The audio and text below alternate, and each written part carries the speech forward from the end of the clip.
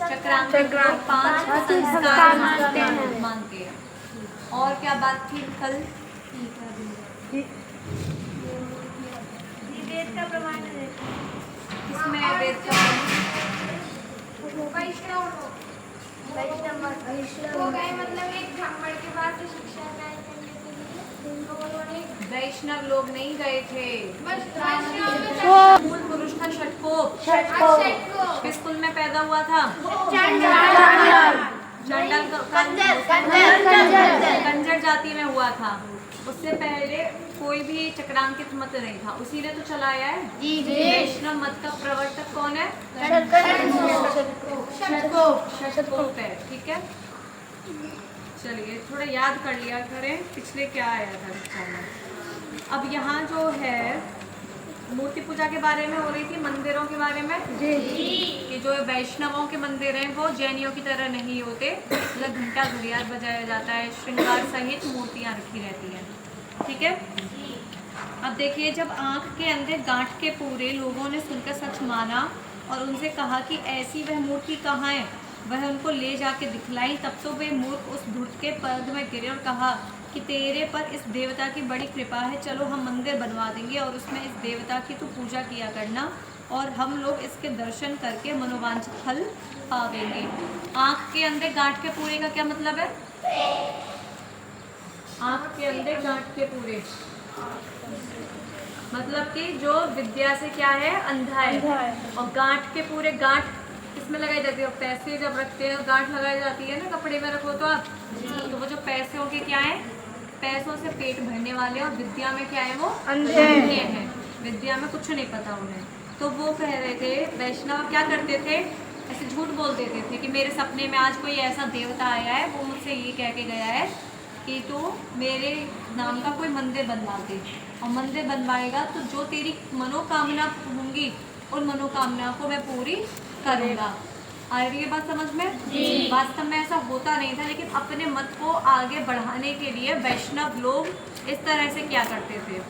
अब एक कमजोरी है हमारे समाज की कि हम लोग जो हैं वो धर्म से और भगवान से क्या है, डर जाते हैं।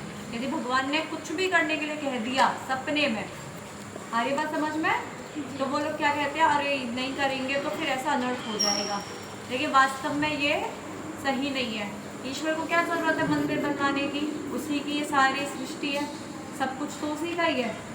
समझ में आ रही है? जिससे आप मंदिर बनवाओगे, वो ईंट पत्थर की जो खान आती है, पहाड़ आते हैं, वो बनाए किसने? भगवान ने तो बनाए, सब कुछ उसी का ही है। फिर भी उसे चाहिए मंदिर बनवा के वो प्रसन्न क्यों होगा? तो इस तरह से झूठी झूठी बातें करके वो बढ़ने लगे और मंदिर बनवाने लगे। इस प्रकार सब जब एक ने किया, पुनः सब पोप लोगों ने अपने अपने जीविका इसी प्रकार छल कपट से मूर्तियां स्थापन की। जब एक व्यक्ति ने ऐसा कर लिया तो सबको ये नजर आया, अच्छा इसने इस तरह से मंदिर बनवा लिया है, इसको इतना लाभ हो रहा है, उसको इतना पैसे मिल रहे हैं, धन सम्मान मिल रहा है, तो मैं भी अब इस तरह से करूँगा। तो उसकी देखी देखा बाकी धीरे धीरे सब लोग भी उसी तरह से मंदिर बनवाने लगे। फिर प्रश्न है, परमेश्वर निराकार है, वह ध्यान में नहीं आ सकता, इसलिए मूर्ति का होना अवश्य है।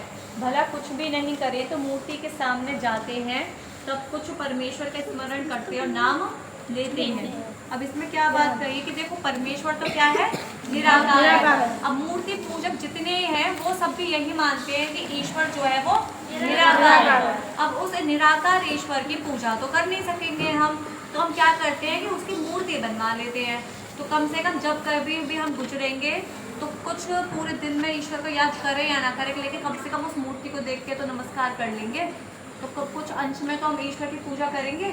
ऐसा किसने तर्क दिया? ये वैष्णव ने। किसने तर्क दिया? ये वैष्णव ने। तो अब उत्तर में क्या कह रहे हैं कि जब परमेश्वर निराकार है तब उसकी मूर्ति ही नहीं बन सकती। देखो वैष्णव ने पहले बोला था कि परमेश्वर निराकार इसलिए मूर्ति बनाते हैं। जब कोई वस्तु निराकार है जिसका कोई आकार ही नहीं है, आपको पता ही नहीं है उसकी आकृति कैसी है, उसका रंग रूप कैसा है, तो क्या आप उसकी मूर्ति बना लोगे? नहीं बना पाओगे। इसका मतलब जो मूर्ति जिसकी विद्यमान है वो ईश्वर है ही नहीं। आज संसार में जिस किसी की भी मूर्तियां हैं, ठीक है, वो चाहे राम जी की हो, कृष्ण जी की हो, शिव जी की हो, विष्णु जी की हो, वो ईश्वर नहीं है। क्यों नहीं है? क्योंकि क्या ही बोला, ईश्वर कैसा है? निराकार है। जब किसी ने आप देखा ही नहीं है ईश्वर का रंग रूप कैसा है, तो उसकी कोई मूर्ति क्यों बनाएगा? समझ में आ रही है बात? जी। फिर जो मूर्ति के देखने से परमेश्वर याद आवे, तो परमेश्वर की बनाई पृथ्वी, जल, अग्नि, वनस्पति, पहाड़ आदि रचना युक्त महामूर्तियाँ के जिन पहाड़ आदि से यह मनुष्यकृत मूर्तियाँ बनती हैं, देखकर परमेश्वर याद क्यों नहीं आ सकता? जब मूर्ति देखकर ही आप ये कह रहे हो कि हम परमेश्वर को याद कर रहे हैं।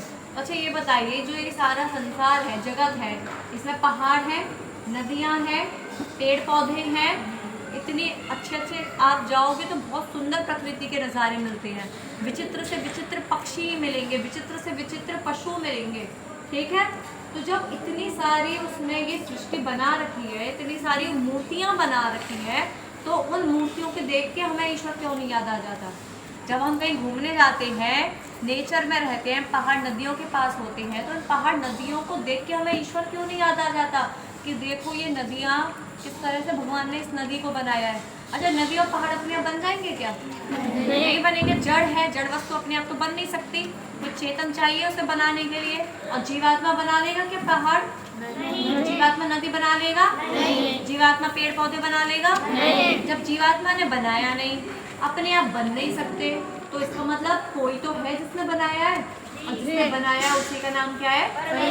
परमेश्वर है। तो इस सृष्टि को देख के हम परमेश्वर को याद क्यों नहीं करते? फिर जो किसी दूसरे को देख दूसरे का स्मरण करे, तो जब वह सामने ना रहे तब परमेश्वर को भी भूल जाए, और जब परमेश्वर को मनुष्य भूल जाता है तभी वह एकांत पाकर अन्याय कर लेता है कि यहाँ मुझको कोई नहीं देख रहा। कि आप ये कह रहे हो कि मूर्ति देखकर हम ईश्वर को याद कर रहे हैं, ठीक है। तो अब ये बताओ, जिस समय आप मूर्ति देख रहे हो उस समय तो आप ईश्वर को याद कर रहे हो, लेकिन जिस समय आप मूर्ति नहीं देख रहे तो इसका मतलब आप ईश्वर को तो भूल गए हो। जब ईश्वर को ही आप भूल गए, तब ईश्वर की गैर अनुपस्थिति जानकर हम क्या कर लेते हैं? पाप कर लेते हैं। तभी तो मनुष्य पाप करता है। सबसे ज़्यादा पाप मंदिर के बाहर ही तो होते हैं कि देखो परमेश्वर तो यहाँ मुझे देख नहीं रहा, भगवान मुझे यहाँ देख नहीं रहा। उनको ऐसा लगता है क्यों ना मैं यहाँ झूठ बोल दूँ, चोरी कर लूँ, किसी को मार दूँ। समझ में आ रही है बात? इसलिए ये पाप होते हैं। लेकिन यदि आप परमेश्वर को सब जगह देखोगे, आप इसके अंदर देखोगे ईश्वर को, आप उसके अंदर देखोगे, आप पहाड़ों में ईश्वर को देखोगे, नदियों में ईश्वर को देखोगे, आप पत्थर में ईश्वर को देखोगे, आप जब सब जगह ईश्वर को देखोगे, सामने वाले व्यक्ति में जब आप ईश्वर को देखोगे, तो क्या आप फिर उस व्यक्ति से झूठ बोल सकते हो? नहीं। ये अनुभूति रहेगी दिमाग में कि ईश्वर मुझे देख रहा है, और यदि मैंने झूठ या गलत काम किया तो वो मुझे दंड अवश्य ही देगा। तो जब हमारे दिमाग में जब सतत ईश्वर का जो डंडा है वो चलता रहे, घूमता रहे, तो कोई भी मनुष्य पाप नहीं कर सकता। जो मूर्ति को न मान परमेश्वर को व्यापक माने, तो वह उसके डर से कि मुझको परमेश्वर देखता है पाप ना करे। नाम स्मरण से कुछ भी नहीं होता, जैसा कि मिश्री कहने से मुख न मीठा और नीम कहने से कड़वा नहीं होता, किंतु इनको जीभ से चाखने व मीठा व कड़वा होता है। अब बहुत लोग क्या कहते हैं कि हम तो नाम लेते हैं। कैसे नाम लेते हैं? राम राम, कृष्ण कृष्ण, शिव शिव, ओम ओम, ऐसे करके हम तो नाम लेते हैं। तो कम से कम नाम लेने से हम ईश्वर को याद कर रहे हैं। लेकिन नाम लेने से भी कुछ नहीं होता। अच्छा आप केवल ये बोलते जाओ गुड़ गुड़ गुड़ गुड़ गुड़, चीनी चीनी चीनी, इस तरह से आप बोलते जाओ, क्या आपका मुंह मीठा हो जाएगा? नहीं। रसगुल्ला बोलते जाओ, आप मुंह मीठा हो जाएगा? नहीं। जब तक आप रसगुल्ला चखोगे नहीं तब तक मुंह मीठा होगा क्या? नहीं। इसका मतलब क्या है कि रसगुल्ला का नाम लेने से मुंह मीठा नहीं होता। उसी तरह से ईश्वर का केवल नाम लेने से ईश्वर प्राप्त नहीं होता, बल्कि ईश्वर के जो ये गुण कर्म स्वभाव है उनको देखना पड़ता है, उन्हें अपने जीवन में लाना पड़ता है, तब हमें ईश्वर प्राप्त होता है। केवल हम ईश्वर का नाम लेते जाए कि देखो परमेश्वर है, ओम है, राम कृष्ण, ऐसे बोलते जाए, हम कुछ भी नाम लेते जाए भगवान का, तो भगवान का नाम लेने से परमेश्वर की प्राप्ति नहीं होती। उसके लिए आपको पुरुषार्थ करना पड़ेगा, ध्यान लगाना पड़ेगा, ठीक है। प्रश्न, क्या नाम लेना सर्वथा मिथ्या है? जो सर्वत्र पुराणों में नाम स्मरण का बड़ा महात्म्य लिखा है, बोल रहे हैं कि अच्छा नाम लेने को आप जब मिथ्या बता रहे हो कि सर्वत्र हमेशा ही मिथ्या है क्या? मतलब नाम लेने से कुछ भी नहीं होता? ऐसा पूछ रहा है। पुराणों में तो इतना महात्म्य बता रखा है नाम लेने का, कि नाम लेने से ये हो जाता है, नाम लेने से दुख तर जाते हैं, नाम लेने से मोक्ष मिल जाता है। इतनी महिमा गा रखी है पुराणों में, और आप कह रहे हो कि नाम लेने से कुछ भी नहीं होता। तो क्या कह रहे हैं सिद्धांति? नाम लेने की तुम्हारी रीति उत्तम नहीं है। जिस प्रकार तुम नाम स्मरण करते हो वह रीति झूठी है। बोल रहे हैं कि नाम लेने से होता तो है, लेकिन जिस तरह से तुम नाम ले रहे हो ना परमेश्वर का, उस तरह से कुछ नहीं होने वाला। वो जो तुम्हारी रीति है नाम लेने की, नाम स्मरण की, वो कैसी है? झूठी है। अब कहता है कि हमारी रीति कैसी है, तो क्या बोला सिद्धांति ने? वेद विरुद्ध। कैसी है? वेद में जैसे रीति बताई है ईश्वर की, उस तरह से आप नाम लेते ही नहीं हो, परमेश्वर को याद करते ही नहीं हो, तो इसलिए तुम्हारी रीति भी झूठी है। जब झूठी रीति है तो इसलिए परमेश्वर की प्राप्ति भी नहीं हो पाएगी। तो प्रश्न, भला अब आप हमको वेदोक्त नाम स्मरण की रीति बतलाइए। बोल रहा है कि ठीक है हमारी रीति गलत है, तो अब आप बता दीजिए कैसे नाम लिया जाता है। आ रही है बात समझ में? अब वैष्णव क्या कह रहा है कि ठीक है हमने मान लिया कि हमारी रीति तो कैसी है? गलत है, झूठी है, वेद विरुद्ध है। तो अब आप ही बता दीजिए कि वेद सही वेदानुकूल रीति क्या है। तो क्या है वेदानुकूल रीति? नाम स्मरण इस प्रकार करना चाहिए जैसे न्यायकारी ईश्वर का एक नाम है, इस नाम से, जो इसका अर्थ है कि जैसे पक्षपात रहित होकर परमात्मा सबका यथावत न्याय करता है, वैसे इसको ग्रहण कर न्याययुक्त व्यवहार सर्वदा करना, अन्याय कभी न करना। इस प्रकार एक नाम से भी मनुष्य का कल्याण हो सकता है। बोल रहे हैं कि देखो नाम स्मरण कैसे करो। परमेश्वर का एक नाम क्या है? न्यायकारी। वो हमेशा क्या करता है? सब पर न्याय करता है। ठीक है, ईश्वर कभी भी किसी के साथ अन्याय नहीं करता, होने ही नहीं देगा। वो अन्याय न्यायकारी है। तो जैसे ईश्वर न्यायकारी है, पक्षपात रहित है, क्या ईश्वर ऐसा है कि कभी किसी को बिना मतलब ही, किसी को तो ज्यादा दे देगा, किसी को कम दे देगा?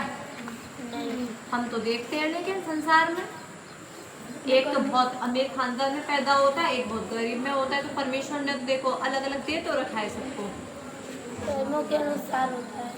कर्मों के अनुसार होता है। हमारा फल जो मिलता है हमें वो कैसे मिलता है? कर्मों के अनुसार। जितने अधिक अच्छे कर्म करेंगे उतना ही अच्छा अधिक हमें परिवार मिलेगा, शरीर मिलेगा।